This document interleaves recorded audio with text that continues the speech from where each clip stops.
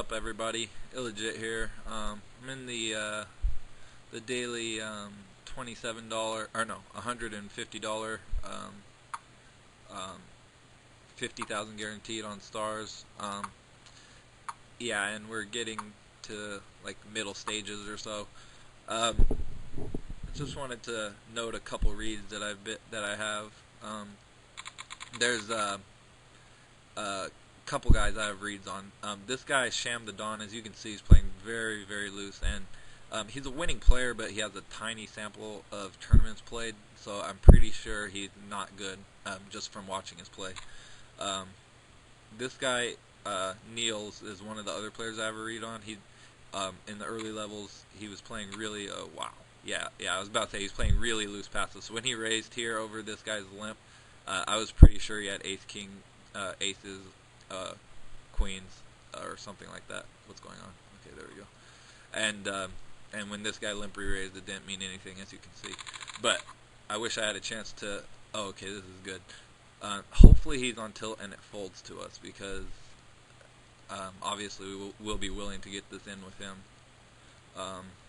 If someone else opens, it'll be interesting because we have 25 big blinds. If we had less, that would be pretty easy. But this guy was just limping constantly, limp. And so when he raised, I knew he had a hand. So yeah, we're going to raise this and pretty much hope that he shoves on us, which I think he might do. Oh, he just snap called us. Okay, well, this makes it easy though. Since he is such a maniac, I'm going to check. I would c-bet here 80% of the time against other players, but I'm just going to check and hope to trap him. Okay, doesn't look like he's obliging me, and now there's some draws out there, so I'm going to bet. And if he has Jack 10, then he's going to stack me. Nope, no 10. Thank you. Bad game, sir.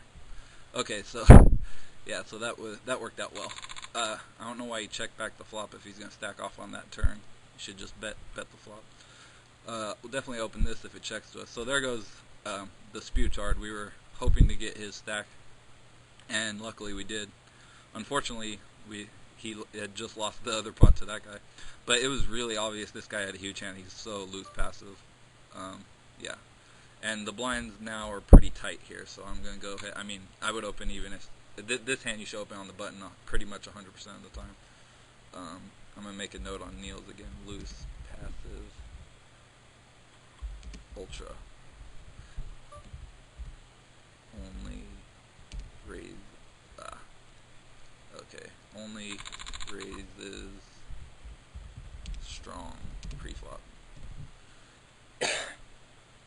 Yeah, so, and the other guy I have a read on is ICB Simpson. I think he's a regular, and he seems pretty competent, solid. Everyone else has been playing pretty tight and straightforward, or if anything, slightly weak tight, but not open limping as much as like this guy. I'm gonna fold this, just because I opened 3 pots in a row, and I think there's a decent chance I get played back at, but looks like Icy got a walk, so it looks like I would have probably won it again. If it folds to me here, I'll open. King Queen plays slightly better than Ace 3. Not that I'll be able to stand a re-raise or anything, but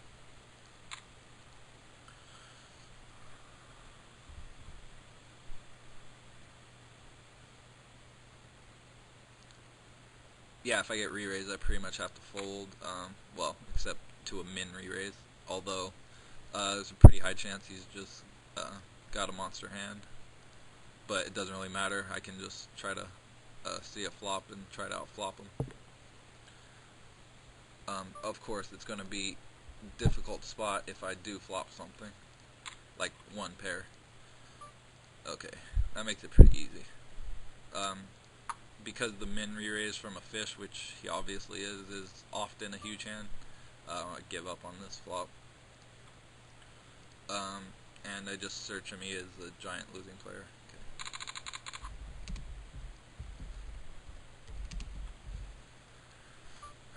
Okay. I do like this hand, and if I hadn't played 3 of the last 4 pots, I might open it if I had been folding quite a bit, which I had been prior to this round. Then I'd sometimes open that hand there.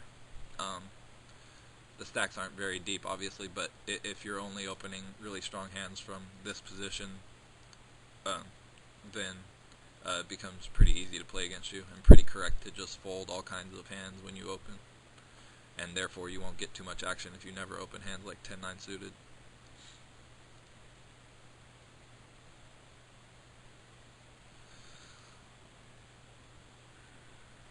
Jack deuce off, we'll throw it away.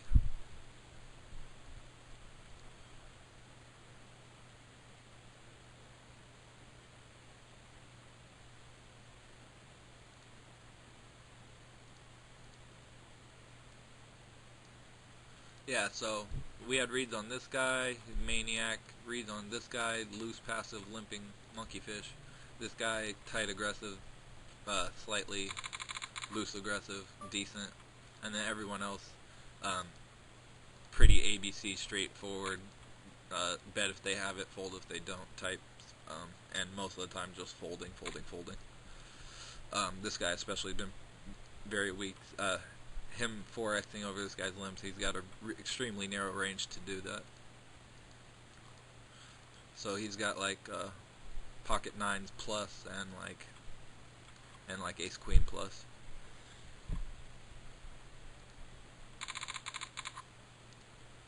Six deuce off, we will be giving it up.